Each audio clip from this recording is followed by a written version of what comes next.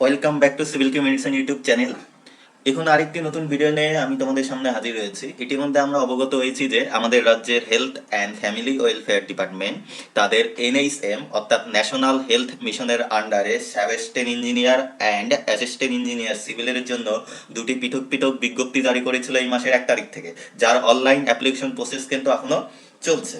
তো আমি আমার প্রিভিয়াস ভিডিওগুলিতে আমি কিন্তু সেই অ্যাপ্লিকেশনের প্রসেসের ডিটেলস নিয়ে তোমাদের সামনে আমি ভিডিও নিয়ে হাজির হয়েছিলাম, এবং আমার লাস্ট ভিডিওতে আমি সেই অ্যাসিস্ট্যান্ট ইঞ্জিনিয়ার সিভিল 2018-এর যে রিক্রুটমেন্ট হয়েছিল তার কোশ্চেন পেপার নিয়ে তোমাদের সামনে হাজির হয়েছিলাম, এবং তোমাদের সামনে আমি সেই কোশ্চেন পেপারটা তুলে ধরেছিলাম এবং সেই কোশ্চেন পেপারের ডিটেল অ্যানালাইসিস করেছিলাম তোমাদের সামনে।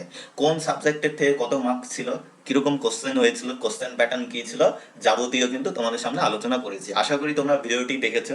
যদি ভিডিওটি না দেখে থাকো, আমি ভিডিওটির লিঙ্ক এই ভিডিওর ডেসক্রিপশনের নিচে দিয়ে দেবো, তোমরা অবশ্যই ভিডিওটি দেখবে। তো চলো আমরা এবার সাব অ্যাসিস্ট্যান্ট ইঞ্জিনিয়ার সিভিল 2018-এ যে এক্সামটি হয়েছিল সেটির ডিটেলস অ্যানালাইসিস দেখে নিই। তো সেই ডিটেলস অ্যানালাইসিসে যাওয়ার আগে তোমাদেরকে একটি রিকোয়েস্ট আছে, যারা আমার চ্যানেলে নতুন তা অবশ্যই আমার চ্যানেলটি সাবস্ক্রাইব করে বেল আইকনটি অন করে রাখবে, আর যারা আমার চ্যানেলে নিয়মিত ফলো করো তাদেরকে অসংখ্য ধন্যবাদ। তো চলো কোশ্চেন পেপারটি এবার দেখে নিই। তো আমি এখন তোমাদের সামনে কোশ্চেন পেপারটি ওপেন করেছি, যেটা কোশ্চেন পেপারের উপরেই লেখা ছিল আমাদের recruitment test for the post of sub assistant engineer civil, যেটা ডিউরেশন ছিল 1 আওয়ার।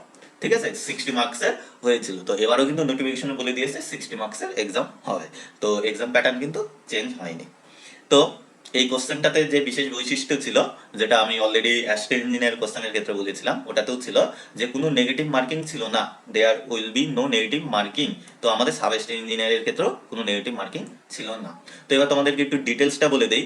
যে 60 মার্কসের এক্সাম হয়েছিল তার মধ্যে আমার 50% টেকনিক্যাল ছিল আর 50% নন টেকনিক্যাল, অর্থাৎ আউট অফ 60 আমাদের 30 মার্কস ছিল হচ্ছে টেকনিক্যালের উপর, অর্থাৎ টোটালি আমাদের সিভিল ইঞ্জিনিয়ারিং সাবজেক্টের উপর। আর রিমেইনিং 30 মার্কস ছিল আমাদের নন টেকনিক্যাল। ঠিক আছে, এবার নন টেকনিক্যাল বলতে নন টেকনিক্যালকে আমি দুটো ভাগে ভাগ করেছি, যেটা হচ্ছে ইংলিশ আর হচ্ছে ম্যাথামেটিক্স। ইংলিশটা অনেকটা আমরা জানি একটু অ্যাপটি টাইপের কয়েকটা কোশ্চেন ছিল, যেটা অ্যাপটি আমার দুই রকম হয়, কিছুটা সেন্টেন্স মানে ইংলিশ রিলেটেড, ওটা আমি ইংলিশের মধ্যেই ফেলেছি, আর যেটা একটু ম্যাথ রিলেটেড ওটা আমি ম্যাথের মধ্যেই ফেলেছি। তো আউট অফ 30, 16 ছিল আমার ইঞ্জিনিয়ারিং ইংলিশ, আর 14 মার্কস ছিল হচ্ছে আমার ম্যাথামেটিক্সের থেকে। প্রায় 50% ছিল হচ্ছে 50-50 করে ম্যাথ আর ইংলিশ, এটা আমরা বলতে পারি। ঠিক আছে, তো 16 ছিল ইংলিশ আর 14 ছিল আমার ম্যাথামেটিক্সের থেকে। তো এই ছিল মোটামুটি কোশ্চেন প্যাটার্ন। ঠিক আছে, আর ইংলিশের মধ্যে যেটা ছিল, ইংলিশের মধ্যে তোমাদেরকে যেটা পড়তে হবে অ্যাসিস্ট্যান্ট ইঞ্জিনিয়ারিং ক্ষেত্রে তোমাদের বলেছি ভয়েস চেঞ্জ, সিমিলার ওয়ার্ড বা ওয়ার্ড মিনিং কাজ আমরা যেটা বলি, এরর বের করা, কোনো একটা সেন্টেন্স আছে সেন্টেন্সে পার্ট পার্ট করে দিয়েছে তার থেকে এরর ফাইন্ডিং করা, আর্টিকেল প্রিপোজিশন বসানো, ইডিয়মস অ্যান্ড ফ্রেজাল ভার্ব যেগুলো বলে সেই রিলেটেড কোশ্চেন, অপোজিট ওয়ার্ড। ঠিক আছে, এরকম টাইপের কিন্তু কোশ্চেন ছিল যেটা অ্যাসিস্ট্যান্ট ইঞ্জিনিয়ারে ছিল।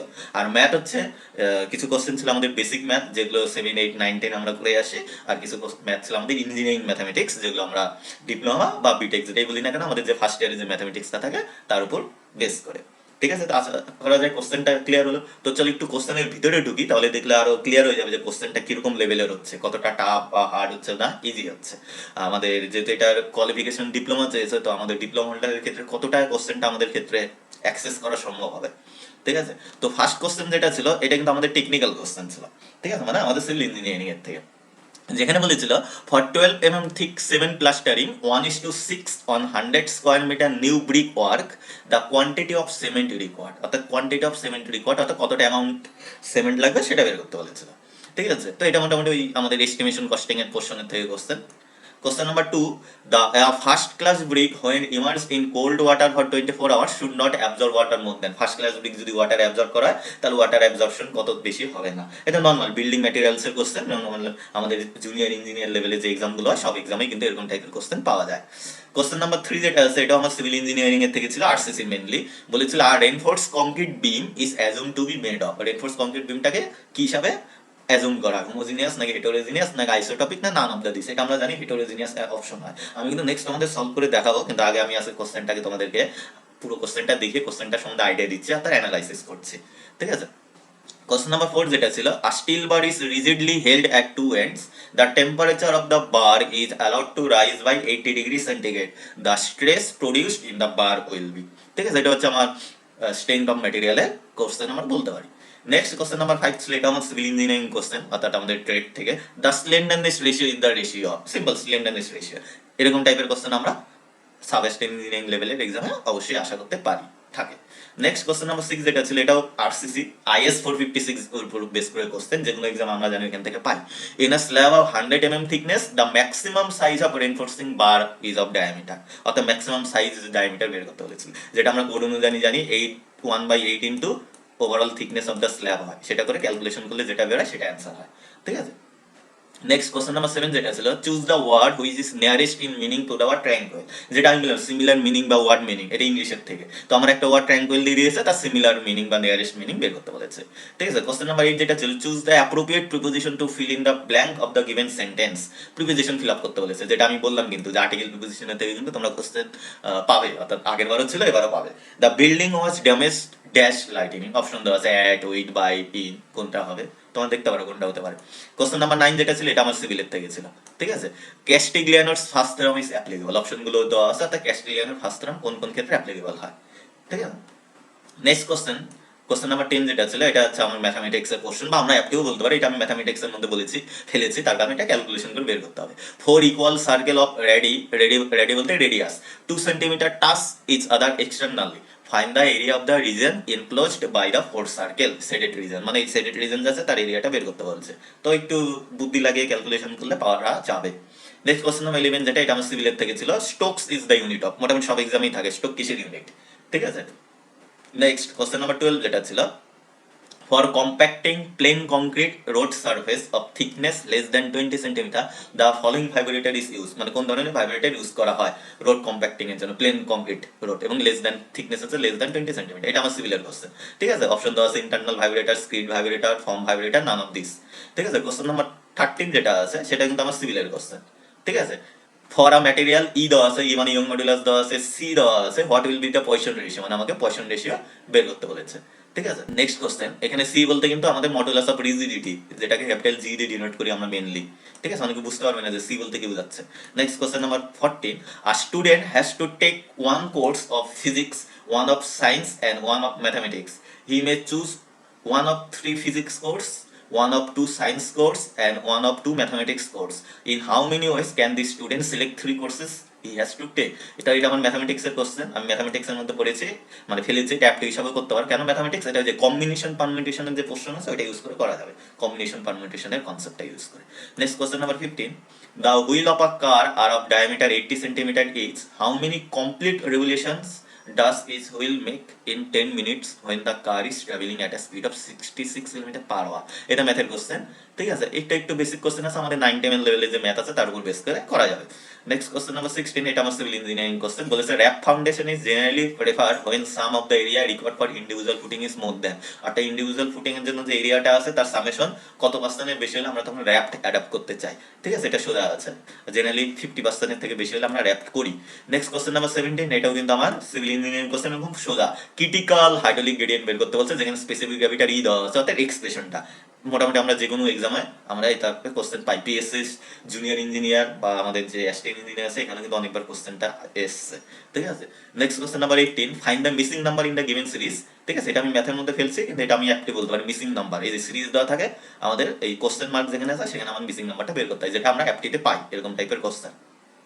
Question number 19, choose the word which is the best express the given sentence, ঠিক আছে, একটা সেন্টেন্স আছে বা কোন ওয়ার্ডটা সেই সেন্টেন্সকে এক্সপ্রেস করো, তাহলে এটা আমার ইংলিশের কোশ্চেন, ঠিক আছে। A person who is very fond of sensuous enjoyment, এনজয়মেন্টের ক্ষেত্রে যে পার্সনটা খুব মানে উপভোগ করে বা সে হচ্ছে এই ফন্ড মানে পছন্দ করে, তাকে কি বলা হয়? তো এগুলো হচ্ছে সিঙ্গেল ওয়ার্ড, জানতে হবে, না জানলে অ্যান্সার পারা যাবে না। কোশ্চেন নাম্বার 20, এটা ম্যাথের কোশ্চেন, ঠিক আছে।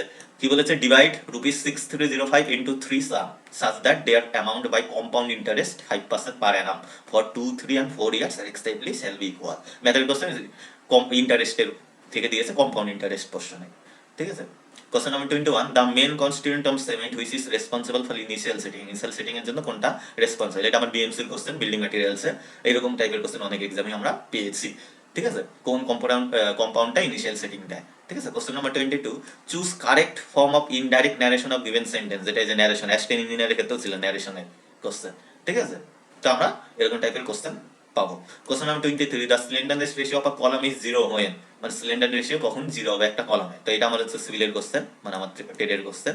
বলেছে its length is exactly equal to radius of gyration, its length is half of the radius of gyration, total load carried is less than half of the dead weight, its length is supported on all side through its full length. ঠিক আছে, তো কখন 0 হবে ব্যাপারটা বলেছে। Question number 24, choose the correct form of passive voice. এই যে ভয়েসের থেকে কোশ্চেন আছে ইংলিশ, যেটা আমি বললাম ভয়েস চেঞ্জ, এসটি ইঞ্জিনিয়ারও এসেছিল, তোমাদের ভয়েস চেঞ্জটা কিন্তু ভালো করে দেখতে হবে। হি ড্রিম লাস্ট নাইট, ঠিক আছে, তার হচ্ছে ভয়েস চেঞ্জ বের করতে বলছে অর্থাৎ প্যাসিভ ফর্মে। ঠিক আছে, question number 25, in the given figure O is the centre of the circle, the area of the sector O A P B. ঠিক আছে, ইস এটা মানে এই এরিয়াটা দেওয়া আছে, এই পোর্শনটার এরিয়া দেওয়া আছে, আমাকে মনে হয় রিমেনিং এরিয়া বের করতে বলছে। Of the area of the circle find the angle x, অর্থাৎ এই অ্যাঙ্গেল এক্সটা বের করতে বলছে, মানে অ্যাঙ্গেলের ভ্যালুটা কত হবে। তাহলে এটা আমার ম্যাথের কোশ্চেন। ঠিক আছে, 9-10 এর কনসেপ্টে এটা বের করা যাবে। Next question number 26, the following sentence has 4 parts, one of which has an error. ওই যে এরর বের করা, একটা সেন্টেন্সের পার্ট করে দেয়, যেটা আমরা অ্যাশটেন ইঞ্জিনিয়ারও দেখেছিলাম। তাহলে এটা আমার ইংলিশের কোশ্চেন। ঠিক আছে, এরর বের করতে হয় সেন্টেন্সে, এবং এই এরর বের করতে গেলে এরর বিভিন্ন ধরনের ভাবে এরর থাকতে পারে। স্পেলিং ভুল থাকতে পারে, ওয়ার্ড ভুল থাকতে পারে, তারপর ভার্বের ফর্মটা ভুল থাকতে পারে, অর্থাৎ প্রেজেন্ট আর ফিউচার, মানে টেন্সের গন্ডগোল থাকতে পারে, আর্টিকেল প্রিপোজিশনের গন্ডগোল থাকতে পারে, মানে এরর মানে যে কোনো দিক থেকে এরর হতে পারে। Question number 27, the angular elevation of a tower from a point is 30 degree and from another point 100 meter nearer to the foot of the tower in the same horizontal line is 60 degree. Find the distance of the first point from the tower. এটা ম্যাথের question, 9-10 এর concept দিয়ে বের করা যাবে জিওমেট্রির concept use করে অ্যাঙ্গেলে। ঠিক আছে, question number 28, the desirable length of the overtaking zone as per IRC recommendation, আমাদের সিভিলের কোশ্চেন ট্রান্সপোর্টেশন ইঞ্জিনিয়ারিং এ। ঠিক আছে, ওভারটেকিং জোনের ডিজারেবল লেংথ বের করতে বলছে as per IRC।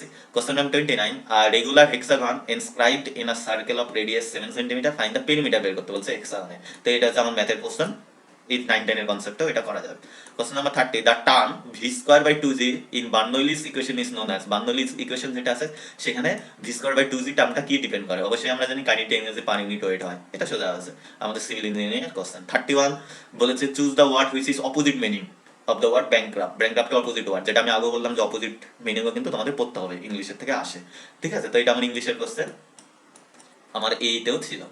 Next question number 32, ওই যে স্টেটমেন্ট দিয়ে দিয়েছে, কনক্লুশন দিয়ে দিয়েছে, এটা আমাকে পরে বের করতে হবে যে মানে কোনটার ক্ষেত্রে কোনটা যায়, মানে কোনটা সঠিক কোনটা ভুল। ঠিক আছে, এটা অনেকটা অ্যাপ্টির মধ্যে পড়ে, এটা আমি ইংলিশের মধ্যে দিয়েছে, তো অবশ্যই ইংলিশের মধ্যে, মানে মিনিং না জানলে কোনটা রং কোনটা ফলস বলতে পারবো না। ঠিক আছে, next question number 33, choose the appropriate preposition. প্রিপোজিশনের থেকে কোশ্চেন দিয়েছে, আগেও আরেকটা ছিল to fill in the blank of the given sentence. মোটামুটি একই টাইপের দুই ধরনের কোশ্চেন তোমরা পাবে। The boy is swimming dash in the river. ঠিক আছে, এখানে তোমার সুইটেবল প্রিপোজিশনটা বসাতে হবে, এটা ইংলিশের question. Next question number 34, seepage through embankment in an earthen dam is control by. তাহলে এটা আমার সিভিলের কোশ্চেন, আমার ট্রেডের কোশ্চেন, কোনগুলো প্রোভাইড করে এম্বাঙ্কমেন্টের থ্রুতে যে সিপেজ হয় অ্যাডেন্ডামে সেটা কন্ট্রোল করা হয়। এম্বাঙ্কমেন্ট মানে বডি দিয়ে যে সিপেজটা হয় সেটাকে কন্ট্রোল করা হয়। ঠিক আছে, ড্রেনেজ ফিল্টার বলছে, ড্রেনেজ বলছে, রিলিফ ওয়েল বলছে, প্রোভিশন অফ ডাউনস্ট্রিম বাম্প। ঠিক আছে, নেক্সট কোশ্চেন বলেছে the ratio of bond stress of HYHD bar to that of the plain bar, অর্থাৎ প্লেন বারের সাথে HYHD বারের বন্ড স্ট্রেনের রেশিও। HYHD বার বলতে আমরা ডিফর্ম বার হিসেবে কনসিডার করি বা জানি। ঠিক আছে, next hydrograph is the graphical representation, এটা আমার সিভিলের কোশ্চেন এবং খুব কমন, আমরা যদি দেখে থাকি অ্যাস্ট্রিন ইঞ্জিনিয়ার পিএসসি প্রত্যেকবারই মোটামুটি এসছে hydrograph is the graphical representation.